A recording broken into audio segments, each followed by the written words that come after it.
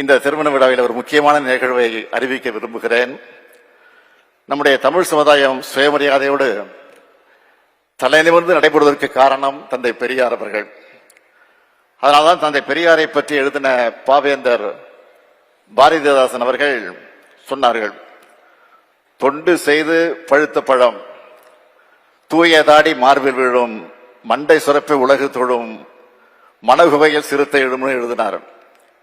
பகுத்தறிப்போர் தந்தை பெரியாரின் சிந்தனையை உலகத்துடன் காட்சியை நாம் இந்த பயணத்தில் பார்க்க போறோம். உலகின் மிகப்பெரிய அறிஞர்களை தந்திருக்கக்கூடிய புகழ்மிக்க அறிவுசார் நிறுவனமாக போற்றப்படும் ஆக்ஸ்போர்ட் பல்கலைக்கழகத்தில் அறிவாசன் தந்தை பெரியாருடைய திருவுருப்படம் திறக்கப்பட இருக்கிறது. அதை என்னுடைய திருக்கரங்களால் திறந்து வைக்க இருக்கிறேன் என்று எண்ணி பார்க்கிறது தான் இப்பொழுதே மகிழ்ச்சி கடலில் மிதந்து கொண்டிருக்கிறேன். தந்தை பெரியார் தமிழ்நாட்டில் பிறந்து தமிழில் பேசி எழுதியிருந்தாலும் அவருடைய சிந்தனைகள் இந்த உலகத்துக்கானது என்று அனைவருக்கும் பொதுவானது.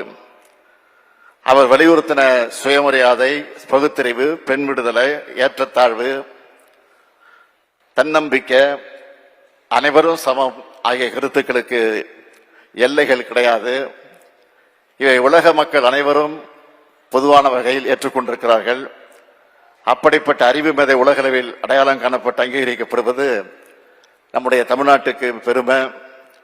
அதுக்கு முன்னாடி இளங்கோ இல்லத்தில் நடைபெறக்கூடிய திருமணத்தை நடத்தி வச்சுட்டு தான் அந்த பயணத்தை நான் மேற்கொள்ளவிருக்கிறேன் என்பதையும் இங்கே நான் சுட்டிக்காட்டி, இந்த நேரத்தில் நான் மணமக்களை அன்போடு கேட்டுக்கொள்ள விரும்புவது, உங்களுக்கு பிறக்கக்கூடிய குழந்தைகள் அது ஆணாக இருந்தாலும் பெண்ணாக இருந்தாலும் அழகான தமிழ் பெயர்களை சூட்டுங்கள் என்று என்னோட அன்பான வேண்டுகோளை வைத்து,